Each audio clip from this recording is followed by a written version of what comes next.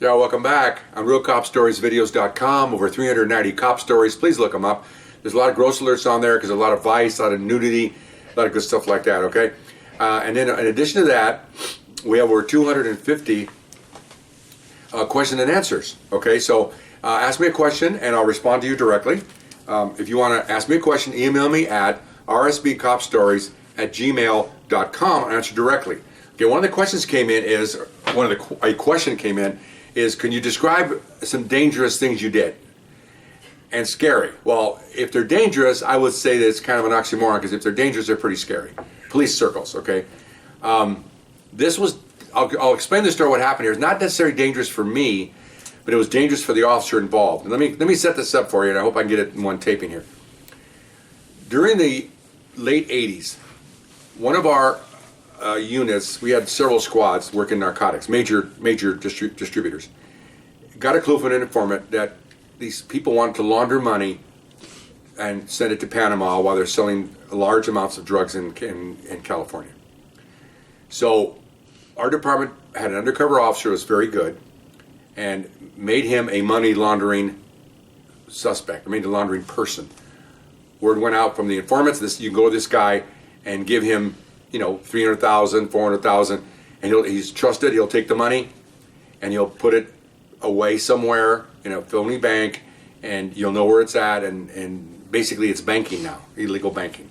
And we all know you put in $10,001 and the bank has to make a report to the government. Okay, well obviously they can't put in $200,000, $300,000 or $1 million.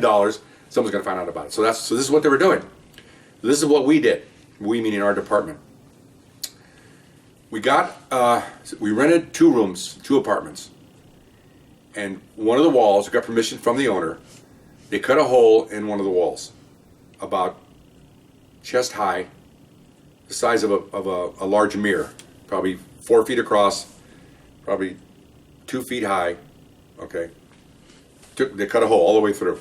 And on one side they put a mirror in the room they're going to use, the undercover room. They put a real fancy, mirror with some designs in it. And then on the other, and that's a 2-way mirror.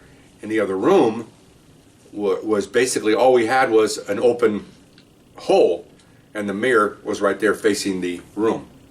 Okay, now it was high enough so that this undercover officer could sit at a table with his back. He's sitting here like I'm sitting here, and the mirror's behind him, right about the top of his head and up.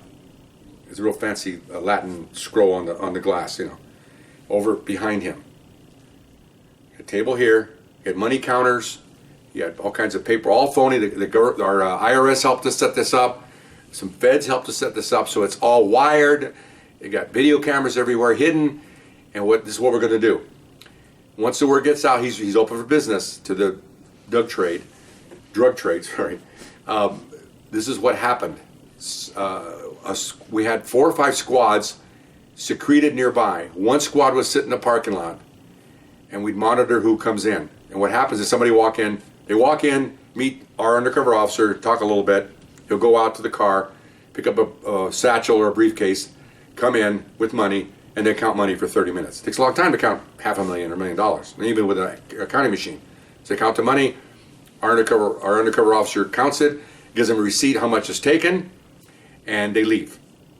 And of course, when he leaves, we already spotted him coming in. When he goes out, one of the squads that are in the area, surveillance squad, he's a target. They follow him and off they go. Okay, and we set up for another one, because this is just going to be like it was happening like a couple times a night, where somebody would show up, and we had to have all these squads available because this guy's dealing in dope, and so this would happen several times, maybe 3 or 4 times a week, which would be pretty much an accurate thing. Okay, so we're laundering millions of dollars, so $500,000 here, $700,000 there. Feds take the money, they come up with a phony account in Panama, a phony bank. These crooks think that's going to the right places, all the paperwork's correct, and all that stuff. Okay, so that's what's going on here. Here's where I thought it was extremely brave of this undercover officer. And in fact, when it was over, we had a very proactive chief at the time, not some idiots that came in later. In a quiet ceremony with only about 80 of us in attendance with the chief, he was given the Medal of Valor for this, okay? Because this is what he would do. He sits there, crooks come in, they didn't even show their guns.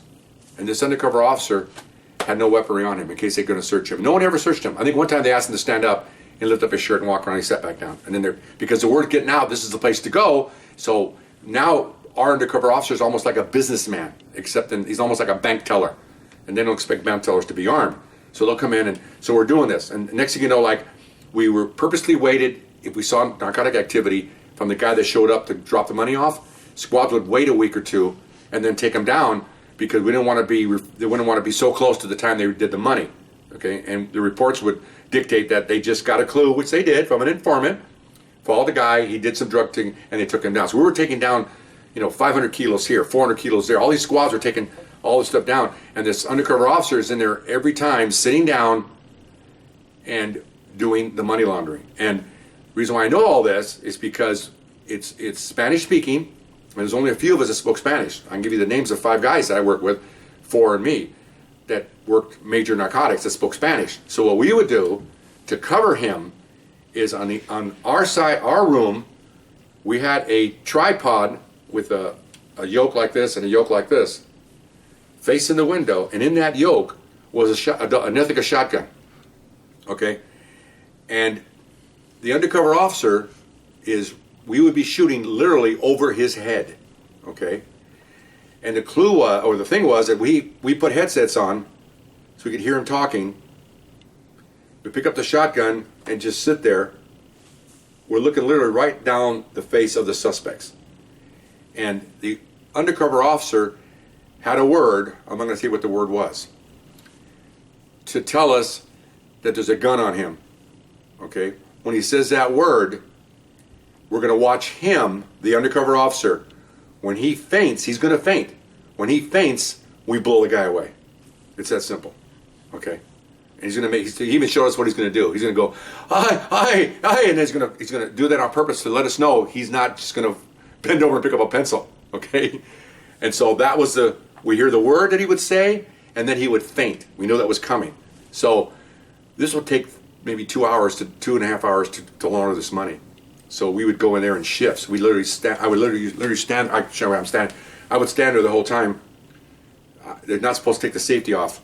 F that. My safety is off. I'm waiting for the word. I got the headsets on, and all I'm doing is looking down that barrel. It's a shotgun, so I don't even have to aim. And so I am ready to blow this guy away. And you sit there and you wait and you wait. Everything's fine. The officer gets up. They shake hands. He gets up. The shotgun goes up. Shaking hands. The guy leaves. He would turn around and smile at the camera. Smile at the mirror, the undercover officer, and then once the suspect was gone, feds would come in, take all the money, and they'd be gone with the money, and then we'd secure the room, and that's it.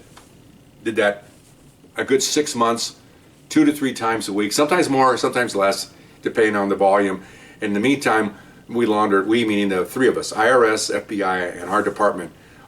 We laundered somewhere probably close to 200 million of cash. I mean, lots of money. And obviously, when this thing was over, all that money was distributed accordingly. A third. The city got a third. The feds got a third because everybody's involved in this thing, And so that I thought was one of the most dangerous things I've ever seen. Not dangerous for me necessarily. I got that headphones on, and my anxiety level is way high because I'm thinking all this stuff. I'm worried about the undercover officer because I've gone undercover, and no matter what anybody will tell you, undercover operation is dangerous, very dangerous. But your priority, the only priority is the safety of that undercover officer because he's vulnerable. Even if he has a gun on, I'll tell some story later on when I was undercover. Even if he has a gun on, he's very limited in what he can do with that weapon. In those days we had a 5-shot pistol. Now with the smaller little Glocks that they have, 12 rounds in the magazines, a little bit better. But so they're very vulnerable. So that was one of the most dangerous things I've ever been involved in. So then the next time we'd have, of course, not only am I there with a shotgun, but we had another Latin officer there with another shotgun. Because if there's multiple suspects, he has to get up also. And again, this window was probably 4 feet wide, the glass mirror. So I'm there covering, and I tell him, the guy on the right, and he'd come up with a shotgun, and so the 2 suspects are sitting there, and if that undercover officer fainted, we're going to blow him away. And we even discussed it with our bosses that without a threat, are we okay killing these guys? And the key again is that undercover officer. He will decide. He will let you know if he's in danger. So you can imagine the responsibility on his shoulders that if he cannot make a mistake. He has to make sure he's right, because it's not going to be TV where we have to see these guys pull a gun. The gun is presumed to be on the undercover officer if he gives that signal and faints. Pretty much that's the way it's going to be. So interesting. One of the guys I work with, he passed away a few years after that. Great guy. But yeah, we used to talk about that afterwards. What we do is once they took off, and once the money was taken by the feds, and then our job was to lock everything up, and then come out of the room and walk away like we're just a couple of friends, and then linger in the parking lot and watch the undercover officer come out. He was in there by himself. He'd come out, and we look around, make sure he's not molested. Watch him get in his car, and then when he drove away, we'd follow behind him. We each had a car. We had shotguns in the front also to make sure he wasn't followed. And our orders was, if he's followed, we're going to ram that car off the road, because this is dangerous stuff here. Because if he's being followed and they think he's probably got money, and they're going to rob him. So we had a lot of orders to do a lot of things here, and we're very good and very professional. And nothing ever happened, ever. Nothing ever happened. So we got accommodation in there for what we did, but I don't think we didn't deserve that. We were just covering him, but they wanted everybody to get a nice accolade about what we did and everything. But he was the role. He was the key person in this, and that's why he got the Medal of Honor. There's some things you get. I know there are agencies like CIA and Navy SEALs and some of these units that get what we call clandestine awards, where no one should know about it. They just get it for the officer or the Navy guy or the Marine or whatever, and just to show that appreciate what he did. And this was amazing. It was amazing. So anyway, that's one of the dangerous stories. Didn't happen to me necessarily, but I was involved in it, and hope you enjoyed it. See you next time.